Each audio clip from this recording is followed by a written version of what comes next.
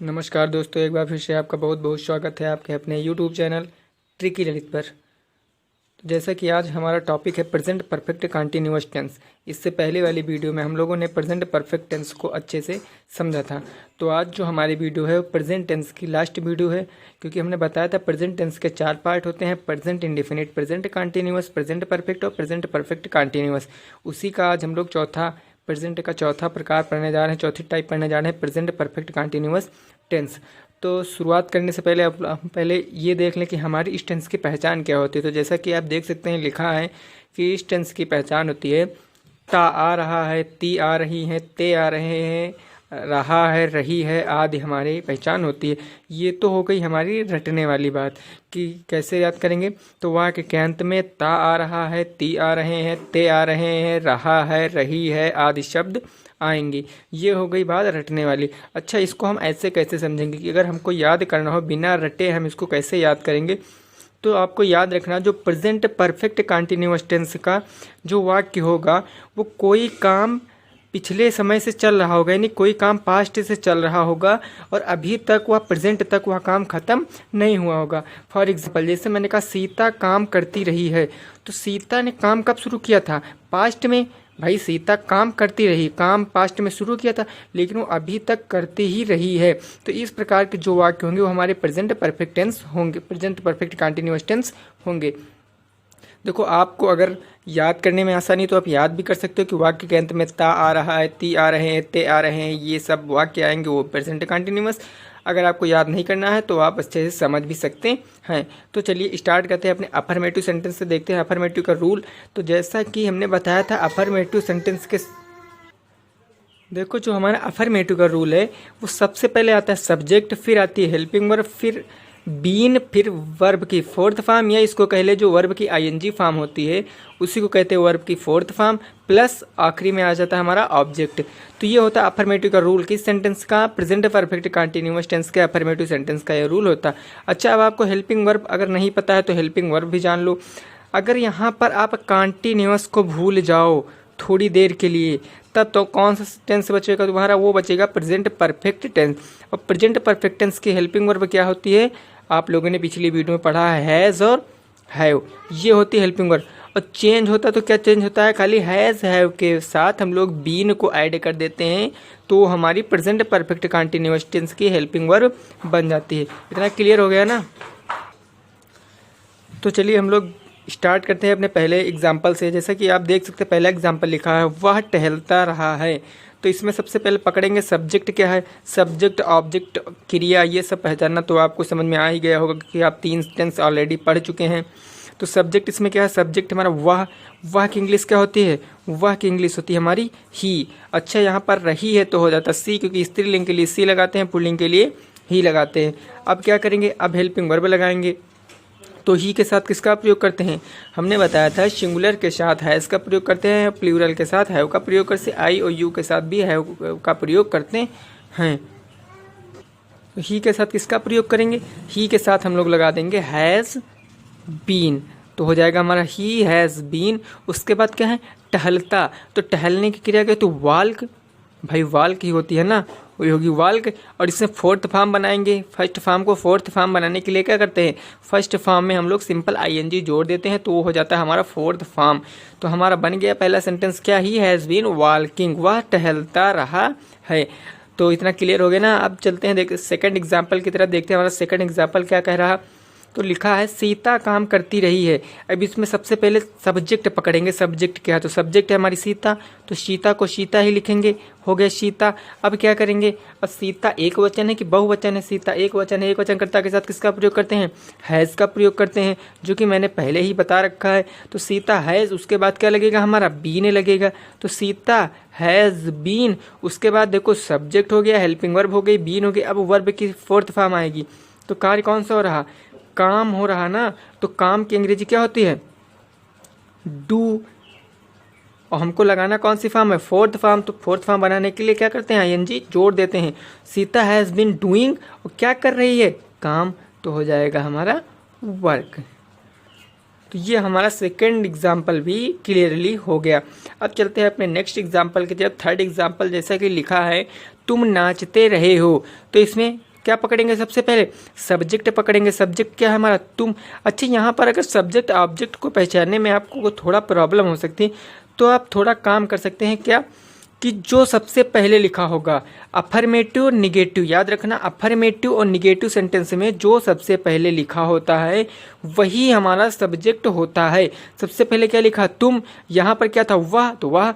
यहाँ पर सीता, तो सीता। तो यहाँ पर तुम, तो यहाँ पर तुम भी तो होगा भैया सब्जेक्ट। तुम की अंग्रेजी क्या होती है? हमारी होती है यू। यू के साथ किसका प्रयोग करते हैं? मैंने अभी बताया। यू के साथ किसका प्रयोग करते हैं? हैव का प्रयोग करते हैं। तो हो जाएगा यू हैव बीन। तो सबके साथ लगाएंगे ही लगाएंगे, जैसा कि मेरा फार्मूला में ही लिखा है कि बीन लगाना ही पड़ेगा। तो यू हैव बीन। और फिर नाचने की क्या होती है? होती है डांस। फिर क्या करेंगे? आईएनजी लगा देंगे, तो क्या हो जाएगा? डांसिंग। क्या हो गया हमारा? You have been dancing.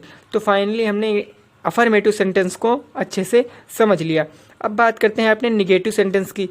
तो अफर्मेटिव और निगेटिव में हमने बताया था क्या फ़र्क होता है। तो आपको याद होगा, जैसे कि पिछली वीडियो में मैंने बताया था कि अफर्मेटिव निगेटिव में अगर अफर्मेटिव को निगेटिव बनाते हो, सिंपल हेल्पिंग वर्ब के बाद क्या लगा देते हैं? नॉट लगा देते हैं। वो मेरा निगेटिव का रूल बन जाता है। तो यहाँ पर सबसे पहले रूल बनाएंगे। सब्जेक्ट, तो सब्जेक्ट यहाँ पर हम लोग लिख देंगे। सब्जेक्ट लिख देंगे तो हमारा हो गया सब्जेक्ट। उसके बाद हमारा क्या आएगा? Helping verb. और हेल्पिंग वर्ब होती क्या है? हैज़ बीन, हैव बीन होती है ना।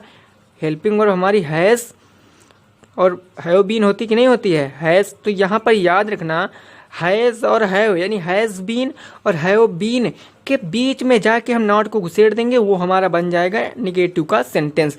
तो क्या करेंगे? हैज़ या हैव, इसके बाद हमको लगाना है नॉट, फिर लगा देना है बीन, और उसके बाद आपका जो ऊपर लिखा है वही लिख देना है। वर्ब की हो जाएगी फोर्थ फॉर्म, या इसको कहते हैं मेन वर्ब के साथ आईएनजी का कार्य। उसके बाद हमारा आ जाता है अदर वर्ड, या इसको ऑब्जेक्ट भी कह लें। तो इतना क्लियर हो गया ना हमारा निगेटिव का रूल क्या बना? Subject has, have plus not plus been plus verb की फोर्थ फॉर्म प्लस ऑब्जेक्ट, ये मेरा बन गया है निगेटिव का रूल। उसके बाद पहला एग्जाम्पल सॉल्व करते हैं। लिखा है राम खाता नहीं रहा है। सब्जेक्ट क्या है? सब्जेक्ट हमारा राम। तो राम की इंग्लिश क्या होती है? हमारी राम ही होती, हो गया राम। उसके बाद हैज़ लगाएंगे, हैव लगाएंगे, जी हैज़ लगाएंगे। क्यों लगाएंगे? क्योंकि ये हमारा जो है सिंगुलर है, राम अकेला है। उसके बाद नॉट, तो नॉट लगा देंगे। क्यों लगा देंगे?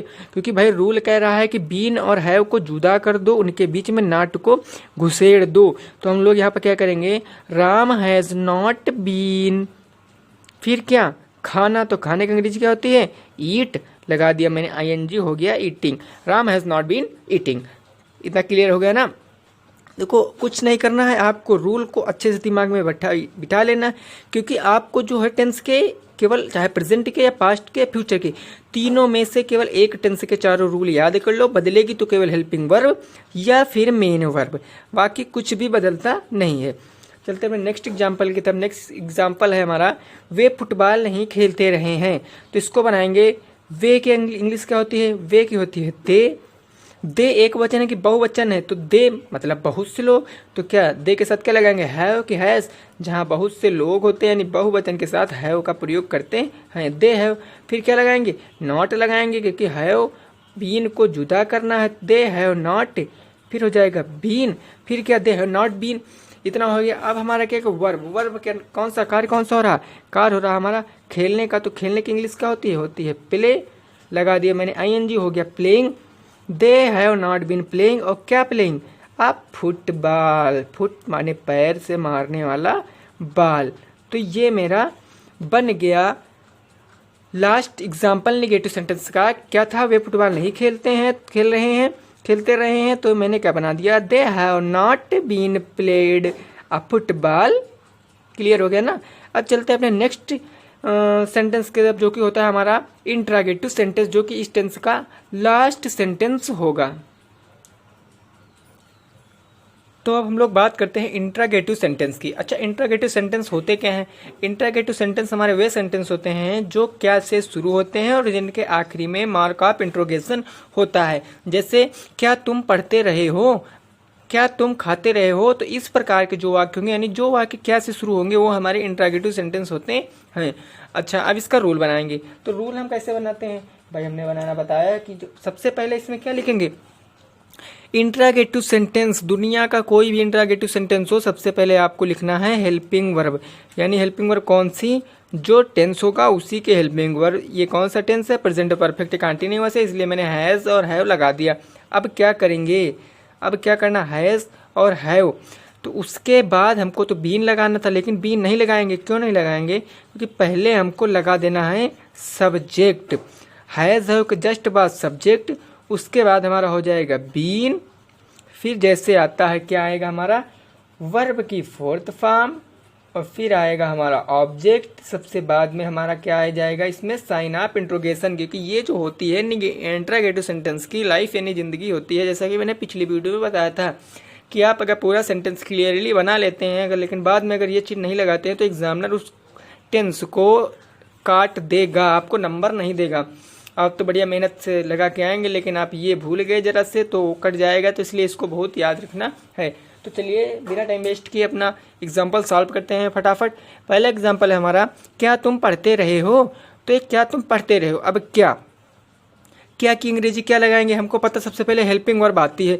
हेल्पिंग वर्ब आएगी किसके हिसाब से, तो हेल्पिंग वर्ब हमारी आएगी सब्जेक्ट के हिसाब से। सब्जेक्ट कैसा है, तुम एक वचन है कि बहुवचन है, तो तुम हमारा एक वचन, लेकिन इसके साथ सेकंड पर्सन है, इसके साथ क्या लगता है हमारा, इसके साथ लगता है हमारा हैव, तो हम सिंपल लगा देंगे यहाँ पर हैव। उसके बाद देखो हैज़ हैव की प्रॉब्लम सॉल्व, अब क्या लगाएंगे सब्जेक्ट, सब्जेक्ट क्या हमारा तुम की इंग्लिश क्या होती है यू, फिर क्या लगाएंगे बीन, तो बीन तो सब में आएगा क्योंकि प्रेजेंट परफेक्ट कंटीन्यूअस है। हैव यू बीन, फिर क्या वर्ब आएगा, वर्ब कौन सा, पढ़ने का, तो पढ़ने की अंग्रेजी क्या होती है रीड, लगा दिया मैंने आईएनजी, हो गया रीडिंग, और बाद में लगा दिया चिन्ह।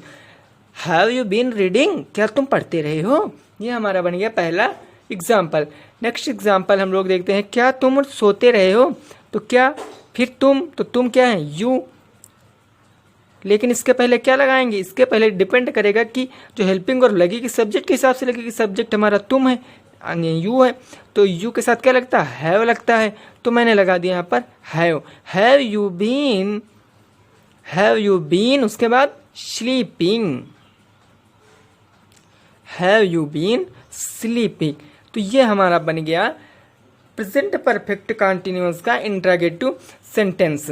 आई होप कि आपको वीडियो अच्छी लगी हो। अगर आपको वीडियो अच्छी लगी हो तो वीडियो को लाइक करें और ज़्यादा से ज़्यादा शेयर करें, साथ में हमारे चैनल को सब्सक्राइब जरूर करें ताकि रोज़ जो मैं वीडियो डालता हूँ उसका नोटिफिकेशन आपके पास पहुँच जाए। थैंक यू, धन्यवाद।